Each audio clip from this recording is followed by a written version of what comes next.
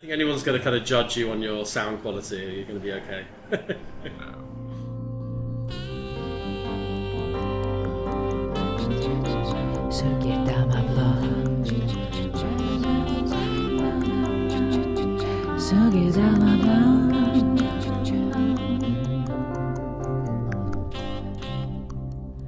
Hey everyone, welcome to episode 34 of Sugidama Podcast, the podcast about Japanese sake, the drink that originated in Japan, thus the name, but is now brewed all over the world. And today we are going to talk to Tom Wilson, a master brewer and an owner of the first sake brewery in the UK, Kanpai London. But before I play our conversation, let me tell you about our sponsor, London Sake, which has one of the widest selections of premium and craft sake available online today. You can choose from over 100 sake from 25 breweries, and they will deliver across the UK and many European markets. And if you don't know what sake to choose, you can use simple online tasting notes together with very sensible and affordable food pairings to help you decide. What's more, you can get a 10% discount by just using the code SUGIDAMA, all caps, during checkout. London Sake, making sake simple. My name is Alex and I live in London. I am a certified sake specialist, sake judge, sake educator, and sake advocate. Besides this podcast, I have Sugidama blog where I write about all things sake and publish tasting notes, overviews, and information about sake events happening in London. This is quite an unusual episode for me. It's the first interview I took not over the internet, as with all my previous interviews, but actually on the site. Luckily enough, I live not far from Kanpai Brewery, which is located in Peckham in the south of London. So I grabbed my recording equipment and went there on a very nice summer afternoon to sit down with Tom just at the back of the brewery for our talk and drink. Unfortunately, Tom's partner, Lucy, the other half of the Kampai geeky couple, couldn't make it. So it was only us. Besides the brewery, Kanpai also has a tap room where you can have a glass or two of sake, beer or something stronger with izakaya type food and enjoy your evening or weekend. So I hope that you don't mind some ambience of the background noises and some other sounds. Just imagine yourself sitting in an izakaya in South London and listening to our conversation and sipping on a glass of sake. Please welcome our guest. Okay, yeah, it's pretty cool. Thanks a lot for inviting me to your brewery. You're welcome. And it's my first visit to the brewery with my equipment to record the podcast. So it's very exciting. Today I'm at Kanpai Brewery in Peckham with Tom Wilson, who is owner and master brewer of the Kanpai Brewery. Let's start with your story. So how you came up to like sake, how you basically first come across sake, started to like it, and what is your sake story? Yeah, I mean, it's quite a long, winding journey, really, but I guess to keep it as short as possible, I actually fell in love with sake originally in New York. So my parents emigrated out to the US in my late teens, and I spent a lot of time out there, in and out of there from holidays throughout university, and then I lived and worked out there for a couple of years after university. And the sake and Japanese food scene in New York, I mean, it still is, I think, ahead of where we are in London, but back then it was, a good 20 years ahead, I think. And it was really via eating out, enjoying Japanese food, and originally actually started tasting shochu with my sushi, and then started dabbling and tasting different sakes.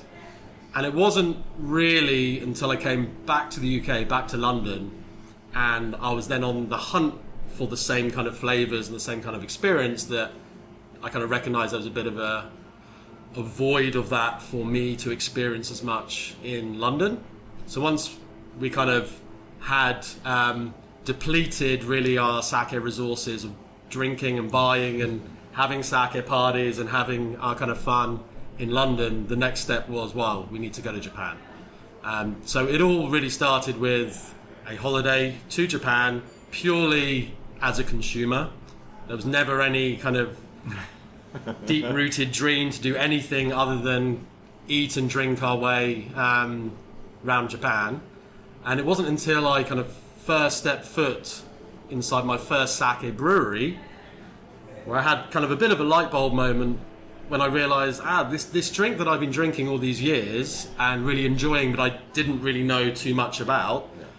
It's like, it's fermented much more like a beer. And it was this natural fermentation of a grain, so rice obviously instead of barley or wheat. But the process is kind of a bit of a back to front fashion of making a beer, and the underlying chemistry is really similar.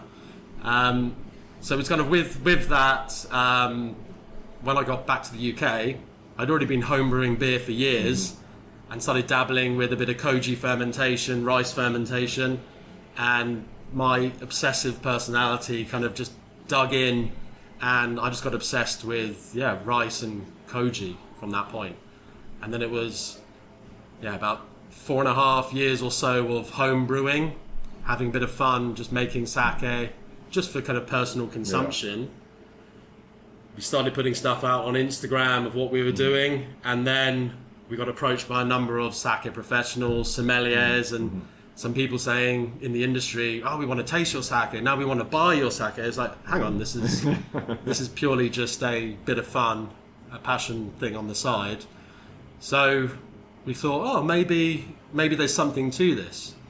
So we kind of extended, I guess, our homebrew equipment, a bit larger, got a small lock-up in Peckham, and the rest is kind of history, really. So we spent about 6 months or so back and forward with the UK government and managed to secure the first license in the UK to brew sake, which was now, we're going back, that's 5.5 years we've had been fully licensed for. And we're now in our second/third brewing site, the other side of Peckham. And now we've opened a second brewery back kind of where the original one first was, which is where we do all our pasteurization and maturation. It's kind of been a bit of a whirlwind over 5 years. Yeah. So it's quite interesting that you started with shochu, because usually shochu is a bit more obscure drink for Western consumer, and usually people first encounter sake, and then they say, also there is a shochu.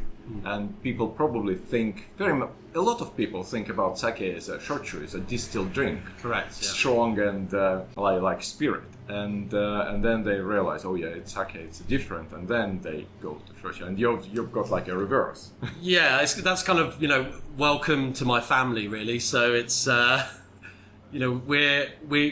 we've all generally enjoyed a drink over the years, and my father. Bit of a shout out to him, kind of, big fan of grappa and whiskies and brandy and things.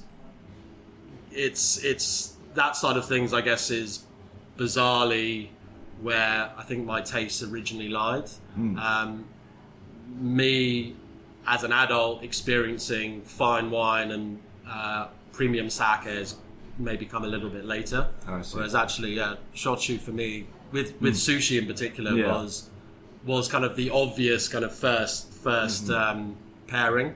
But then once my eyes were, and the doors were open to the world of sake and premium sake in particular, then never look back. It's kind of, it sparked something that, like I said, started purely as a bit of fun, and now is our lives.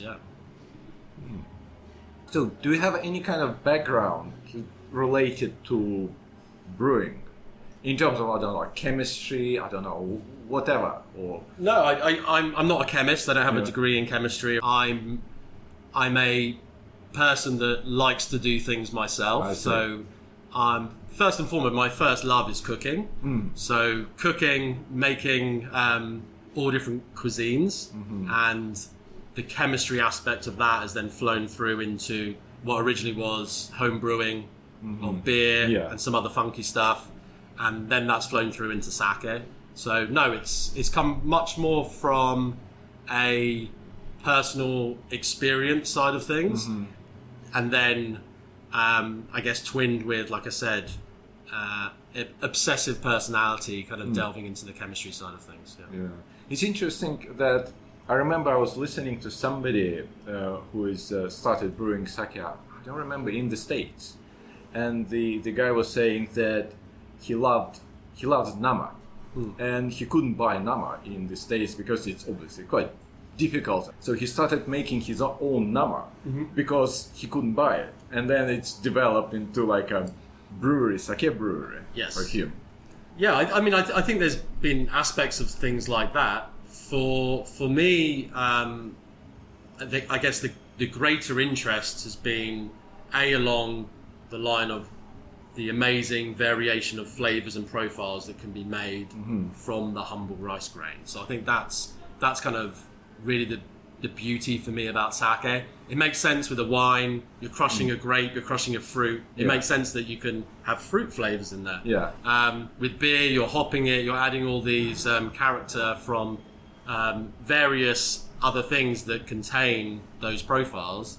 Whereas with sake, purely from koji and yeast fermentation from the humble rice grain, it is astonishing and, continues to enthrall me every day. The flavors, the variety, but also the intensity that you can create of these characters simply from a starchy grain is pretty crazy. I think it's what basically fascinates me in sake from probably other side, well, as a consumer and person who is trying to promote it to everybody, that you've got such a variety of things, such a variety, not only like different sake, but you take one sake and you try different temperature, you try different food, you try different vessel, absolutely, and different people.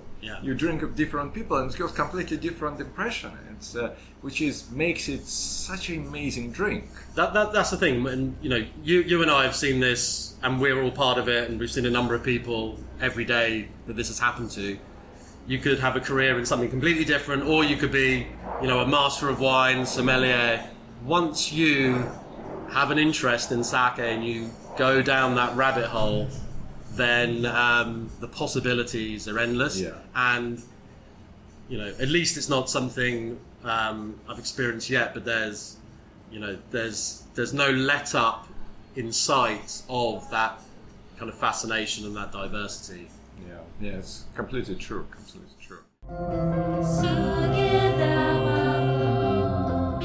So what was the most challenging part of opening and then running the sake brewery in the UK? Where do we start? Exactly. Everything. So when we first started commercially, so we were working on that license, so it would be over 6 years ago now. So the world, we were in a different place back then. The UK sake scene 5-6 years ago was much smaller and much more in its infancy than it is today. Obviously, we're probably in our own little sake bubble, but we can see in the world of what's happened and what's changed, how much more sake there is available, the amount of places that now stock it, the number of professionals and advocates has really boomed in that time. I think we've still got a long way to go before it's mainstream. It's still definitely in this kind of niche area. But over the last 5-6 years, that trajectory has been incredible.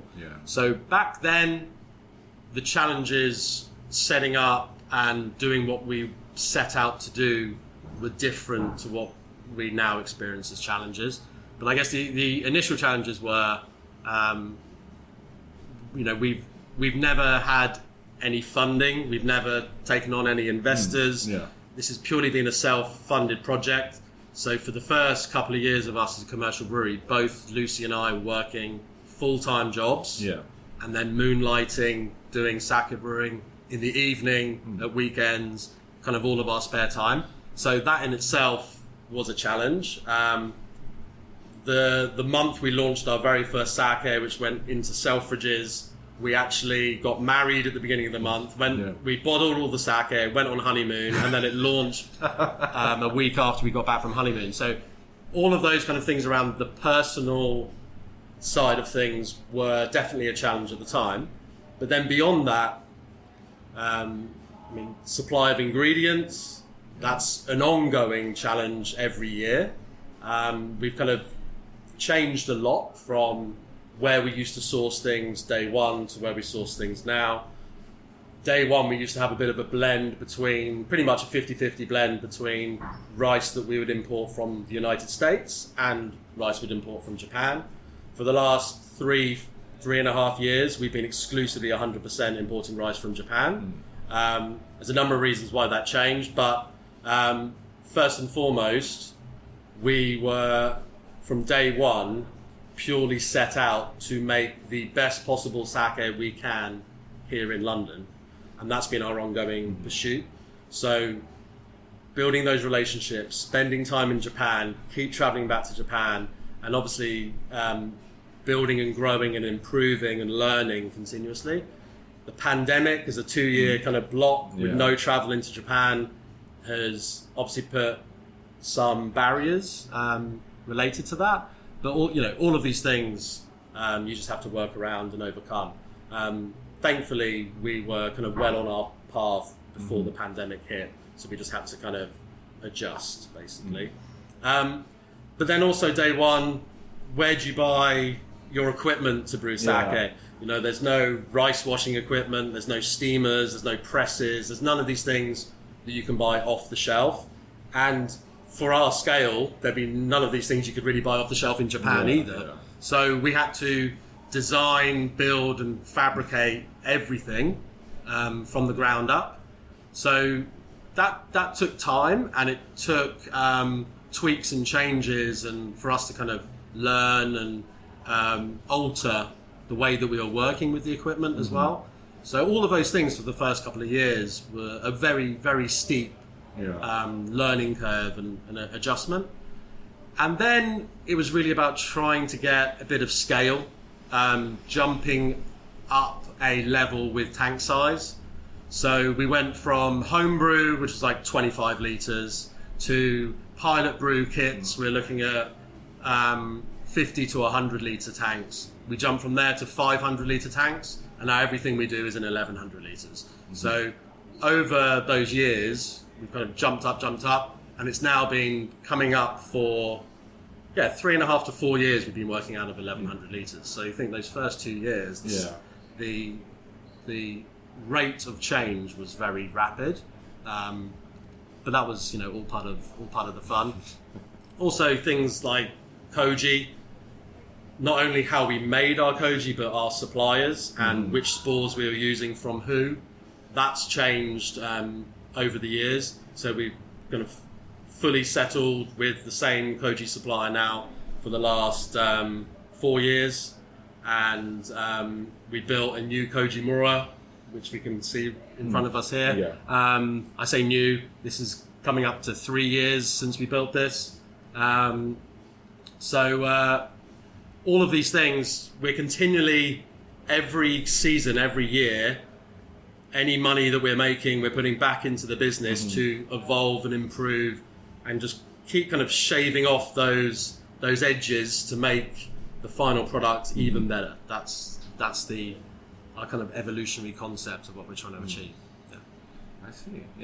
And did you have a mentor, somebody who was helping you with learning about how to make sake? Because I remember I was talking to Naoki from Sparkling Sake Brewery, and he's got a mentor in Nara who he was on the phone with him like every day, talking to him, and he went to Nara. Obviously, he's from Japan. Probably it was easier for him to go to Nara, and but basically, he's got somebody who was helping. Yeah, so we haven't had that kind of luxury really. So our approach has been born from experimentation and really coming from much more of a self-taught background, but then topping that up and improving what we're doing by spending time in a number of different breweries in Japan, spending time with a number of different tojis and sake brewers to get a real kind of broad landscape view of different techniques, different styles, because every brewer and every brewery does every aspect differently in their own way, and lifting out a methodology from one place in Japan and putting it into the UK, there's no kind of cookie cutter kind of way of doing that. So for us, it's been working out from the big plethora in the world of sake brewing, what works for us for the different styles of sake we want to make where we're making them. I see. Yeah. I see. But do you have any like a option to like Who Wants to Be a Millionaire, to call a friend? Yeah, we have a number of people that we have spent time with, that we still are in contact with, and we've had reciprocal relationships and spending time out there, people spending time back here when we all could prior to the pandemic. So absolutely, we've got an amazing network, but I wouldn't say there's like one single headline mentor that I've got on the phone every day. Okay. Yeah. It's more, we have more like ask the audience. Yeah, I like it. Okay. So when you started commercially brewing, obviously you were thinking probably about concept, or did you start like making sake and then you come up with some concept? How did it work?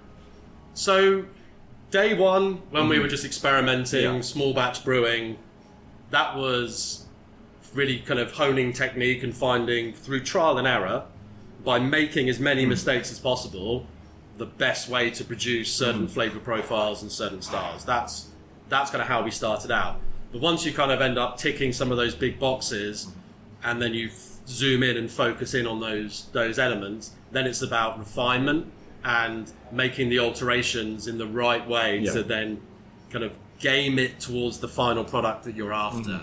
So now that we're, I guess, a number of years away from that original kind of perpetual experimentation, now we have a number of core signature sakes that are tried and tested recipes for us to then make either a variation of one of those or make something new. We've got a huge amount of grounding and recipes that we can kind of work off. But the way that we work here is we kind of run a 9-month brewing season. So we run from September to the end of May, and then we have June, July, August every year. So a quarter of the year, we purely do R&D fermentation. So we do small batch experimentation to help us dictate some of our limited editions we're going to release for the following year. So we try and keep this grounding and quite large level of experimentation in our repertoire for every season. So then we can release these limited editions and keep kind of pushing that boundary, not only on our own techniques and abilities, but also exploring what sake is and can be as a category as well. So we've got kind of two sides of the coin really for Kanpai. We've got our much more, I guess, grounded, but modern takes on classic styles of sake, and then we have a bit of like the weirder experimental element to what we do. And it's both of those things working in tandem that I think has brought us great success, but also it's what us as brewers and in the brew team, it's what keeps us on our toes and keeps us excited. I always think if you were just brewing one drink only every day of the year, it'd be very hard as a brewer to stay kind of really motivated and really interested. So the fact that we've got a level of flexibility and a bit of fun and experimentation, trying to push those boundaries and be able to do a bit of weird, funky stuff, is not only fun and exciting, but it's really a big string to our bow, and it's what's attracted a lot of non-new sake drinkers to the scene, I think. I see. So when you thinking about sake, for example, you want to make certain profile, Yeah. and you know how to do that already, or you have still to try. So it depends. So if we come up with a concept or a profile that we've Yeah. obviously never made before, we try and piece elements of that from prior experiences of different sakes that we've made. So we're gonna taste one in a bit, which Yeah. is we've made over the years a few Kijo shoes, and that's been something that's been kind of fun for us to work with. But producing certain age styles, age sakes, we're kind of really looking for, say, a trifecta of characteristics in that sake, which is actually tends to be quite difficult to produce in a normal sake. So we're looking for high alcohol, high residual sugar, and high acidity.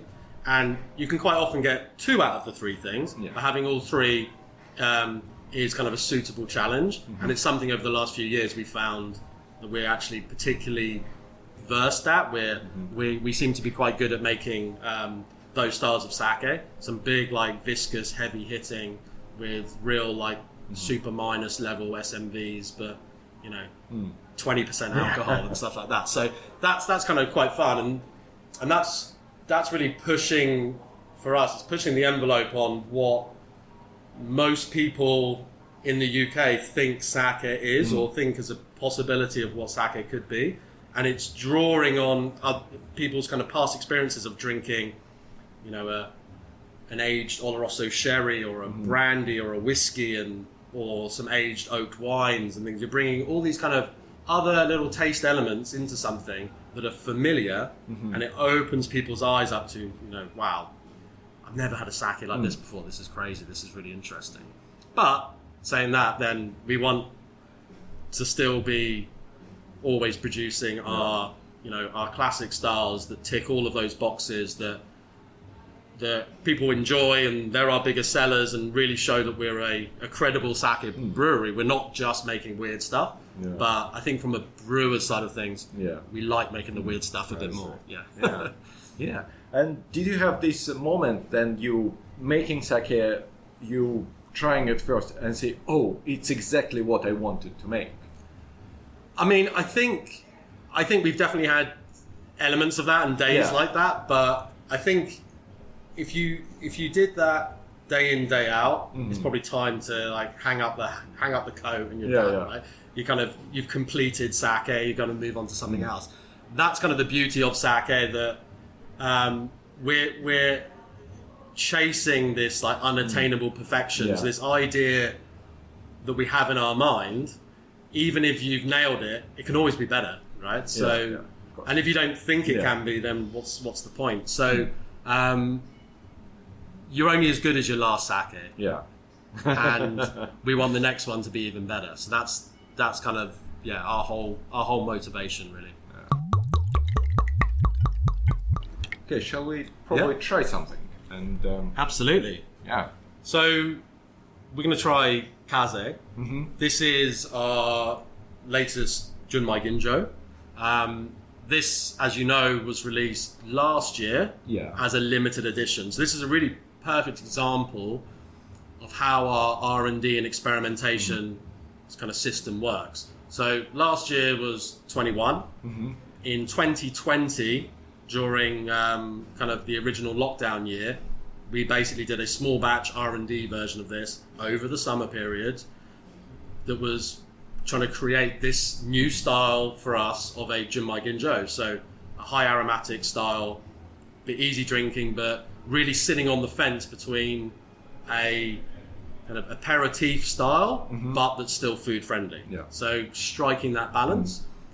That R&D experiment went really well. So then last year we then did a full release as limited edition in 750ml bottles. I think we produced nearly 1,000 of those.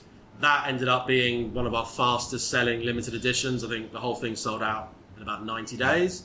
So this year we got fresh season, Hyogo grown Yamada Nishiki, polished to 60%, and we've now brought Kaze into our core range. Right. So it's now in the 375 ml.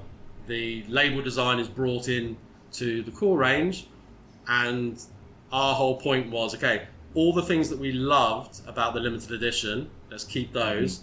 All the bits we wanted to improve and change, how do we change them? Okay. So then that's been the focus for this sake.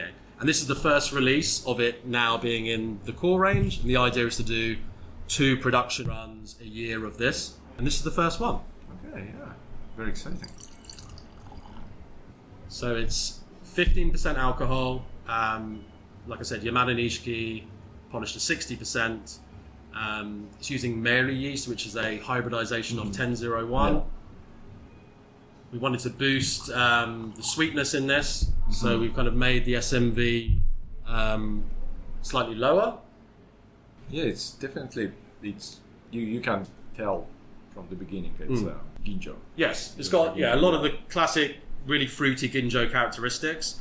We But wanted it's to a bit retain- like a punch. Yes. You can Yes. smell it's like it's not like your fruity, No. very elegant Ginjo when you like Oka, for example, or Exactly. something like that. But So the whole point of this is still to have umami, still to Yeah. have riciness, but also we're quite a high viscosity sake brewer. We love using lots of rice and not much water. yeah, So it's got huge mouthfeel, nice long finish on it, and it's real kind of a luxurious kind of velvety, a nice hug. Anyway, cheers.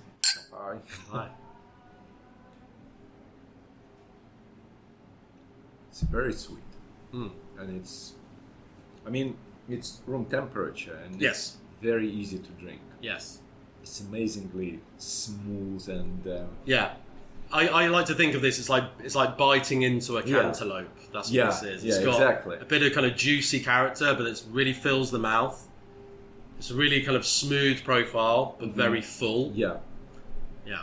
And what I like about it also that the aroma profile matches Yes. the flavor profile, because sometimes you've got sake, you've got one aroma profile and thinking, oh yeah, it should be that, and then you try it, it's completely different, which is Absolutely. also a lot of fun. Yes. But here you've got this kind of very smooth, very sort of, you can punchy and you can smell the sweetness. Definitely. And you can smell the rice, you can smell these very, very ripe and fruits in it. Absolutely. And then you try it and it goes and you think, oh yeah. That's what I said. It's like a nice hug, right?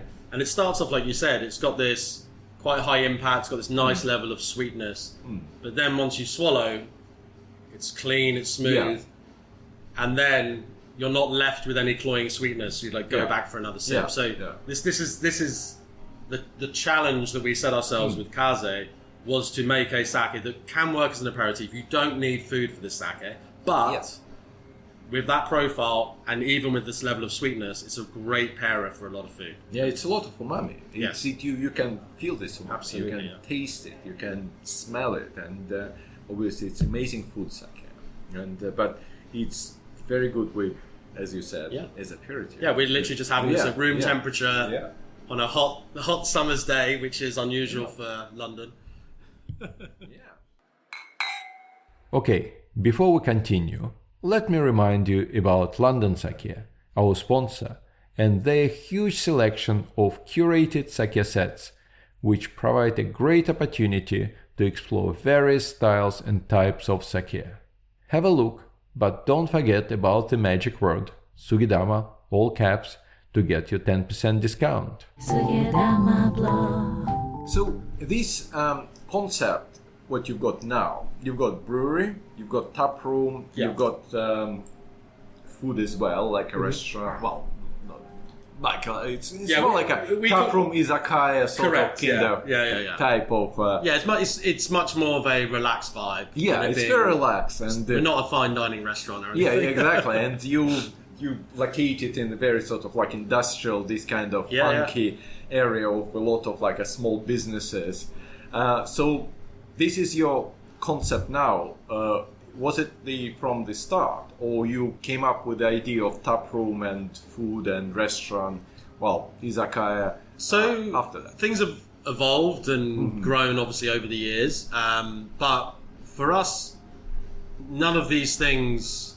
It wasn't like we had to keep sitting down and rehash out some master plan or anything like that. Yeah. These have all been quite organic, natural decisions and changes and things for us. When we set up the original brewery, we were living 5 minutes down the road. Okay. So the location, because a lot of people say, "Oh, why did you choose setting up in Peckham?" It's like, well, that's where we lived. Yeah. So it's Makes just a lot of sense. yeah, just natural kind of easy decisions. The fact that the neighbourhood that we're in and where we've kind of grown up the business and all these things has turned out to be, a really kind of super cool bohemian neighbourhood that we're kind of right in the centre of has worked out obviously really well for us.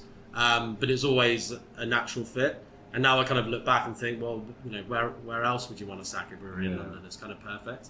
So there's been, those kind of natural, easy, obvious choices. But then regarding, say, setting up a tap room, for us, when we originally set up the brewery, it was behind the scenes, in a lockup. It wasn't really somewhere for people to visit. You couldn't spend time there and drink and all that kind of stuff. It was purely a manufacturing process and business at that point. So for us to reach an audience and actually get out in front of people, it made sense for us to have a bar attached to the brewery. So that was our kind of first big leap, was moving sites from kind of the other side of Peckham now to where we are now in Copeland Park, where we've got obviously a bigger space, but we've got a huge hospitality space and the space upstairs and outside. And then during the lockdown, we acquired the hut opposite, which is where we run the kitchen from. So all of those things have been gradually pieced on. But this is all, for us, part of what's been our own experiences in London, enjoying craft beer and wine and going to distilleries. It's quite like a normal practice for a beer brewery, then to have a tap room and have fresh beer from the tanks. And we've just deployed very similar concept with sake. The fact that we're the only brewery in London, then it makes sense for us to serve a lot of namazake, a lot of fresh sake straight from the brewery that you can't get anywhere else. And that's a real nice draw and an attraction for people to come here. But also with the tap room and the hospitality space, it's a real hub for education around sake and really spreading the word of sake as a whole, and Japanese culture and Japanese drinks. So we don't just sell Kanpai sake, we sell an array of imported sake, both to take away and to drink in, as well as Japanese whiskies and shochu and aramori and everything. And it's all part of that kind of experience. It's a slice of Japan in London. Yeah. That's the point. Yeah. Do you have people who just walked in and who had no idea about sake, just saw the sign and decided to come and 100% every day? Yeah, absolutely. And this is kind of the great thing about it is, yes, we're a sake destination where people travel far and wide from people from all over the world, including from Japan, that have literally come to London, and we're top of the list for them to come and visit. But we're also a passing place with good foot traffic, where people are just out having a wander around, having a look, and they go, "Oh wow, I've never seen a sake brew before," or "Oh yeah, I think I like sake, or I want to try sake," and they come in, and we're changing the hearts and minds of the British public gradually. Yeah, because I remember I was interviewing Erica from Motto, and she's saying that she's in Covent Garden, and very often people come in and say, "Oh, do you have wine?" "Oh, you don't have wine." They say, "We've got sake. Try sake," and they say, "Oh yeah, it's amazing." And absolutely, and that's the whole thing. There's, as we know, sake is a niche, but also quite widely misunderstood alcohol. Yeah. So, what better way to promote the category than showing people how it's made, and then giving them a drink, and they can try different styles. And like I said, it's not just about Kanpai. It's everything we've done from day one is we kind of think about it as sake first, Kanpai second, and then the whole production side of Kanpai is we're always quality over quantity, and our focus is we're just trying to make accessible great sake. That's it. Okay. Yeah, I think it's obviously pretty cool place, because when you walk in, you can see all these kind of tanks and other stuff, and then it's tables outside, and it's quite ambience is very cool. Yes. Yeah, so it's quite gives this kind of feel of something funky, interesting, and but also I think doing it in a relaxed way, exactly. and it's not just about going to a really expensive high-end Japanese restaurant and having really expensive sake. It's you can just grab a table, get a pint of beer, get a £6 glass sake or something like that, and you don't need to be have one drink or 10. It's it's relaxed. That's the point. Yeah, it's what we need obviously more in London, because I mean, apart from you guys and Moto, and there is a new bar in Japan Center, Ichiban, one of them with Bowie. There is no such place when you can casually come and have a drink of sake. It's usually you either have to go to a restaurant, have some food and sake. Yeah, I think connecting a bit more with like a wine bar vibe, or with a like a brewery tap room vibe. Yeah, I think particularly younger people in London are really accustomed to this kind of setup, and it's quite natural. It's very approachable, and we're kind of really leading with sake, and running tours both Saturdays and Sundays. Really kind of trying to spread the word of sake to new and experienced people alike. And that's the thing. There's a lot of professionals in the hospitality industry that are getting into sake or wanting to learn more about sake, and we're just a really kind of easy pit stop. If someone's thinking they want to do I want to do my WSET course or something, we're then a really obvious pit stop before they go do their course. They kind of come here, do a tour, chat to us, learn a little bit more, and then they've got a bit of a reference point. Because particularly if you're doing classroom learning or remote learning about any kind of food or drink, it's quite difficult to relate to the actual production. You can see photos or whatever, but actually seeing something in context, it clicks in your brain a lot easier and a lot quicker. So we found that as being a really helpful tool for hosting those kind of things.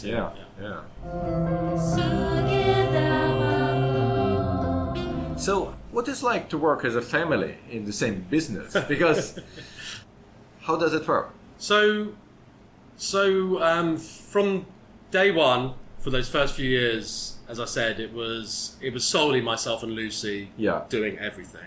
But particularly those first couple of years, we were working full time, so we were moonlighting. That was. It kind of feels like it was about 20 years ago, to be honest, because so much has happened since then. But they were really tough times, but really amazing times, and they really brought us even closer together. Since we moved to this site, I left my job, and then I was full-time Kampai ever since we moved here. So that's coming up for 4 years now. Lucy has always kept her job. So we had our lovely daughter Imogen. She's just turned 2. So we had her right at the beginning of the first lockdown. So that's Imogen's occupied a lot of both of our time, obviously. So we've had to kind of switch things around. But Lucy's gone back to work after maternity leave, and she still works full time. So at the end of the day, Lucy's the breadwinner. I'm the one running some, harebrained, crazy scheme that feels like a charity half of the time. But, this is, I guess, part of the sacrifice that we've had to collectively make to get Kanpai to the point that it is now. We employed our first employee, which was Natalie. She's now been with us for 3 years. She just had our 3-year anniversary. And since we employed Natalie and coming out of lockdown, we're now a team of, what are we? We're like 8 people employed. Yeah. So we're a much bigger, fully operating business now. So it's not like I have to be doing 100% of everything all the time, which I used to. So we've kind of delegated and we spread out what we're doing. There's 3 of us full time on the brewing team, which means we can obviously produce more sake, but produce even better sake. And we've all brought different specialities and insight into that. So that's kind of afforded me and Lucy to be semi-flexible around, our splitting our childcare time and family time. So I feel like we're in like a really good place. We feel like we've come out of sort of startup phase as a business. We're much more of a fully fledged, grown up company now. And we've got 6 brew seasons under our belt. So I think we're feeling good. Obviously the pandemic was a blow in a number of ways, but I think we came out the other end of that smarter and stronger. And it kind of opened our eyes up to a few things that we needed to kind of adjust and improve on, and we're better for it. So I'm very optimistic. I think we're in a good place. So when you're making sake, what the key things you are focusing on? Everything. But there are obviously... It's a difficult question to answer because I think our general ethos is we don't want to compromise on anything. So hence why we've always had a big focus on sourcing the very best ingredients, because at the end of the day they're our building blocks to then hopefully make amazing sake. But I think if we're talking about focus on general characteristics across Kanpai sake as a whole, we're mainly looking for like full flavor intensity. We want a lot of flavor, we want big mouthfeel, and we want really super integrated alcohol. So even we can sell you, and you can have a taste of a 21% Moroccan Amagenshu, and you're not tasting the booze. That's kind of really important for us. So super smooth, super clean, but full of character. That's our key. Okay. Yeah. Obviously, you achieved quite. It's amazing achievement. To start a sake brewery in the UK and went through lockdown and this kind of it was very difficult time in just starting the business and the environment and things. But can you say what are you the most proud of? If you look back in 6 years, 6 brewing seasons, what are you you say, this is that really I'm proud of? I think the main thing that I'm really proud of is the team that we've built.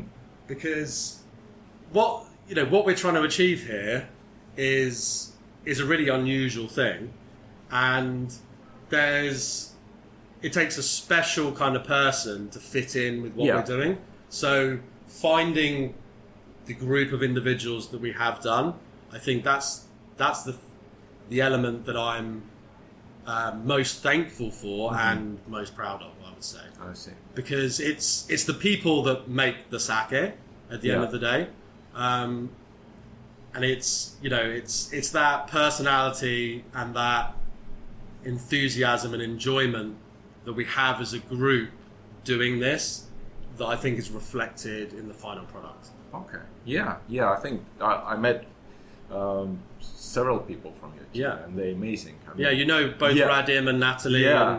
This is the thing, but it's and it's not just about the brewers as well. It's everyone's a big piece of the puzzle. There's not a lot of us, and we all do a lot of different things, but that's what really makes it. And everyone, whether they're on the hospitality side, is in here bottling and doing so we all have to kind of chip in on all sides of the coin, and that's really us kind of coming together and pulling together particularly through those harder times, is that's like the soul of what we do. Yeah. Amazing.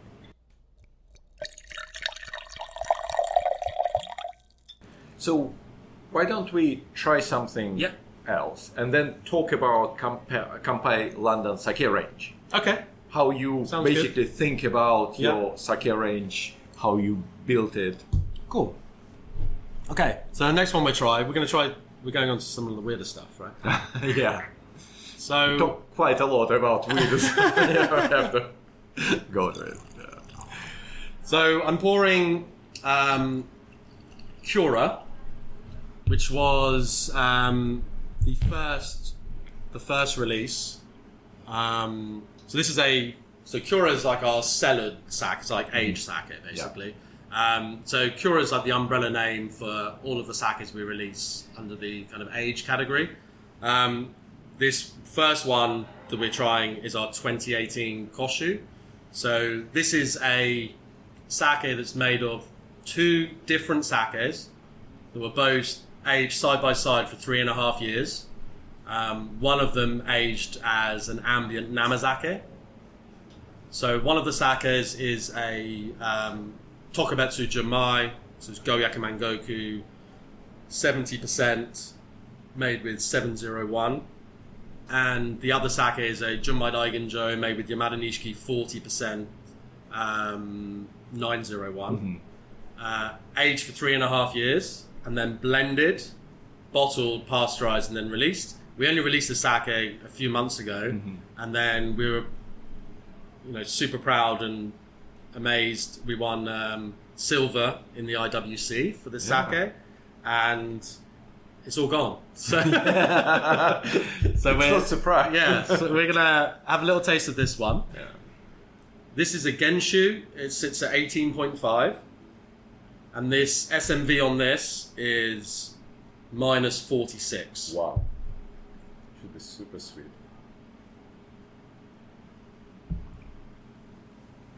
Wow. It's amazing. Yeah. It's really amazing. Thank you. So this is, like we said, one of these slightly left field categories, aged sake, but this nice combination with this ambient nama aging as well, which has really brought so much kind of like caramel and nuttiness, and you got this shiitake on the background. It's like this soy element, really super complex. It's got all these kind of different age characteristics coming in from like the sherry world and wine world. But this is, much more of a sipping dessert style sake, perfect pairer with a cheese board, basically. Yeah. Yeah, this kind of sake is obviously if you give it someone to try and it's made of rice, people will never do it. Yeah, if you line this up with a load of other drinks, did a blind tasting of this, and asked your friends, what are we drinking? You're going to get 10 different answers, and they're all going to be wrong. Exactly. Yeah. It's amazing because it's very complex aroma. It's, as you said, a lot of from soy sauce, shiitake, to caramel and some sweet stuff. A bit of citrus in there as well. Yeah. And when you taste it, it's amazing balance, acidity and sweetness. Yes. It's so nice. This is the key. Yeah. That we were talking about with the trifecta, getting alcohol, sugar, and acid to all balance, but all in abundance. That's the thing. They're all really high. Yeah. But getting that to balance is the real key. And you don't taste alcohol because sometimes you can say, it's alcohol. No. Yeah. It's so smooth. Yeah. Amazing. And then the next one, we're giving you a lucky sneak preview. So this is the next version of Kura. So we've got a number of sakes we're aging in the background that are then falling into suit once the previous one is all gone. And like I said, off the back of the medal, the previous one flew out very quickly. So the next one is even more complicated to talk about, the number of kind of categories and things this kind of ticks. So this is a barrel-aged Kijoshu. So a Kijoshu, as you know, is a sake that has its third edition of water is replaced with a pre-made sake. And in this one, the sake is a Junmai Ginjo 40% Yamada Nishiki that had been aged for about 2.5 years prior to being added to the Kijoshu. And then once the Kijoshu was then fermented, made, pressed, the clear Genshu was then pumped into a red Burgundy oak barrel, and then has just had 12 months in barrel and is being pulled out as we speak. And then this is going to be released in July. It's different aroma profile. Yes. It's much more shiitake. Yes. So this one is even crazier on the numbers. What we're tasting here is being fully ambient Nama aged in barrel. The final product will be pasteurized, but also the final product's going to have a small amount of dilution. Okay. So what we're drinking now is nearly 21%. Wow. But the final sake will be brought down to the level of the previous Kura at 18.5. Right now, we're drinking this at minus 63 SMV at nearly 21% alcohol. Wow. Yeah. So this is crazy.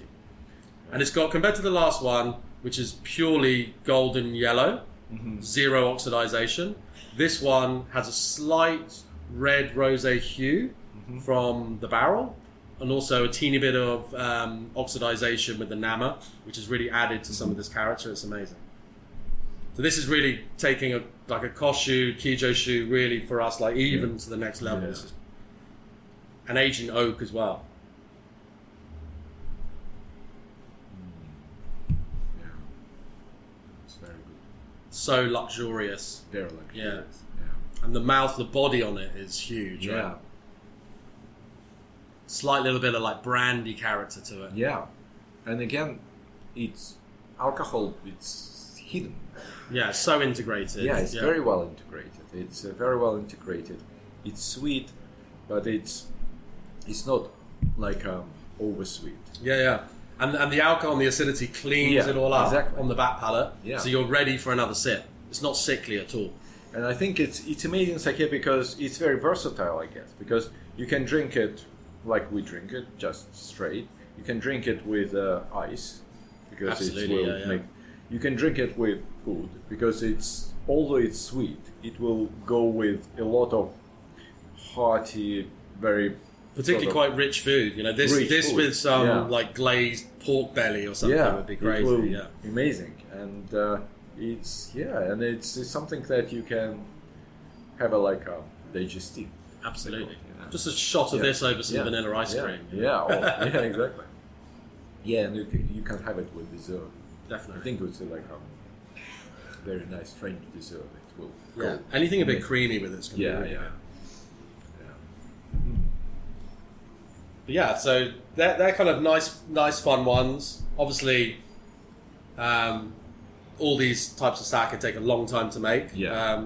It's not something you just suddenly turn on and produce, but it's something that we like to park a certain amount away of particular styles that we've made expressively for aging. And I think being a smaller brewery, we've kind of found something that we really enjoy making outside regular categories of sake. We actually have kind of a weird advantage of being small to produce these kind of styles, because most Koshu that's out there in the world was never intended to be Koshu. It just happens to be Koshu.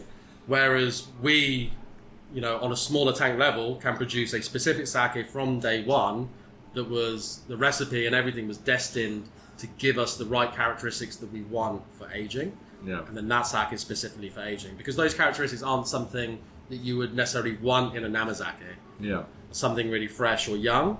They're something that can really hold together and develop over time. Yeah, so you've got a base range, which now is joined by Kaze. Yes. And you've got limited editions, which you release once a year, or So once a season? Yes, the way we look at it, we have 5 sakes that are in our what we call our signature series. There's 5. For many years there was 3. So 3 of them, the original 3, which is Sumi, Kumo, and Fizu. So Sumi is our clear Tokubetsu Junmai. Kumo is our cloudy Tokubetsu Junmai, so Nigori. And Fizu, which is our pet nat style sparkling. Those 3 have been in production pretty much from day one when we first started out. So they've all had, I think, about 5 brew seasons, those 3 sakes. They've now been joined both on this last brew season that we've had by SORA, which is a Honjozo. And what's really great about the Honjozo, and is why it took us about 2 years to develop, is we wanted to develop our own spirit to be added to the fortification for the Honjozo. So that is actually a zero-waste sustainable spirit that's entirely made from re-fermented sake kasu, that's then distilled into a kasu tori shochu, that's then added back to the mash of the sake and then pressed out. So that's a really kind of lighter in profile, but it's a dry, savoury, really kind of easygoing Honjozo. It's kind of, that was an answer to, we've had from day one, from many customers, which of your sakes should I buy to pair with sushi? And the answer was, well, really none of them, because they've all been really full-flavoured Junmai Shu, which is going to overpower your sushi. Whereas this Honjozo is a real nice supporting act, particularly to raw fatty fish. So it's much more of a classical kire finish, kind of like a Niigata style Honjozo. So that joined the pack, and then the other one that's joined the pack of the signatures is the Kaze that we just tried earlier. So that's then our Junmai Ginjo. So that's the sweeter, fruity variety, kind of the opposite of the Honjozo, basically. Okay. So that's kind of the signature 5, and we brew those sakes each season. They generally should always be available if we brewed enough, but you never know. And then they're joined by Kura, so which is basically a consistent but seasonal release of a aged sake, as we've just experienced, and then also Hana, which is a seasonal but a consistent but seasonal release of whatever our latest fruit sake is. I see. So the previous one was a barrel-aged British plum sake. The current one is a yuzu fruit junmai. So they're kind of bolted on as kind of seasonals, but they should always, a variety of those should always be available. And then we do one-offs, limiteds, that come in many different kind of forms. So from the last season, the releases of those have been an aged Usu Nigori dry Kijo Shu, which is good fun, and that's super complex, and that's just getting even better with age. That's called Suki. And then we have variations of Genshus. So we've got an aged Kumo Plus, and then we also have been releasing seasonal Junmai Daiginjos. So we tend to do one main release of a Junmai Daiginjo every year. You cover all these kind of bases now with Kaze and with Honjozo. Yes, I mean, our main core and our main hub is hovering anywhere really between the 60 and the 70% Junmai. And then kind of either stronger, drier Genshu variations of those, or your like fruitier, sweetier Ginjos of those. That's kind of really where 80 to 90% of our main releases sit. And then obviously the Honjozo is another kind of addition to that. And then who doesn't love a fruit sake and some koshu? So yeah, it's good fun.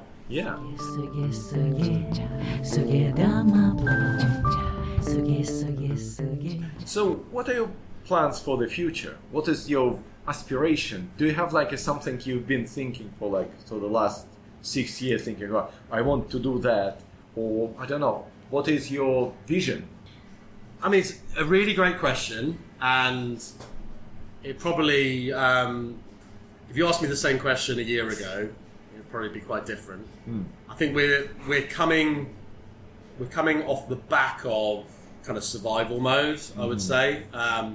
So I'm much more relaxed and optimistic with my views now, maybe compared to when we're right in the thick of it. Yeah. So, but right now, immediate future, I'm going to go on holiday and enjoy myself. I need a little bit of a break.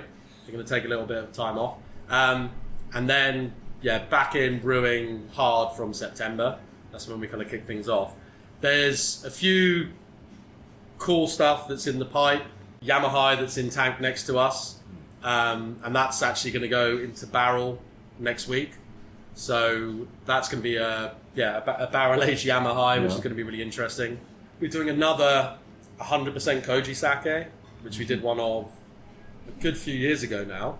So we're gonna do kind of an improved rerun of that, which again is really kind of great thing. But the main tool of that sake is called Umami 100, and the main tool is actually really for bartenders. Okay. It's kind of like an umami elixir to be able to add to cocktails and to other things. It's fully a drinkable sipping sake, but think of it as like umami koshu on kind of steroids, basically. So that's kind of really interesting. A few little bits like that. I guess for us, we're the second brewing site has been a challenge and a blessing at the same time. So we're fully up and running there. So it's been getting to grips with those kind of aspects. And for us, it's really just focusing on brewing some more sake. We've got we're actually going to be brewing with our first 35% polished Yamada Nishiki, which is being grown for us as we speak. So we had it planted back in April. So we're looking at hopefully right at the beginning of 2023, we're going to be kicking a nice Yamada Nishiki 35% kind of competition style Junmai Ginjo off, which would be really great. A nice kind of fresh release for spring summer next year. Awesome. So there's a few kind of big things like that, but they're, as you know, like having the rice grown for us. We have like reservation on specific paddy fields in 3 prefectures in Japan. We're planting kind of 9-10 months ahead of when we're actually getting the rice in our hands. So working that logistically and managing stock and managing the rice that we have is always kind of a fun challenge. But we have to plan really far ahead, basically. So we're already thinking about what we're brewing to release next summer. It's amazing plans, and I'm looking forward to try your new sake. Always, it's amazing story, and thank you. Always enjoy it, and you're always welcome here. Yeah, thanks a lot. Yeah, now I live not that far that I used to before lockdown, so I can obviously. You're gradually moving closer. Yeah, exactly. It was the main reason to move to Vigo. Yeah, thanks a lot. It was amazing conversation. I think, it's amazing product. It's amazing sake. Thanks a lot for trying sake with me, and thanks a lot for brewing it for all of us, because we all enjoy it. Oh, thank you, Alex. No, it's absolute pleasure. It's we're simply doing what we love, and we're brewing sakes that we enjoy to drink. Yeah, exactly. So thank you for your support. Yeah, thanks a lot. Thank you.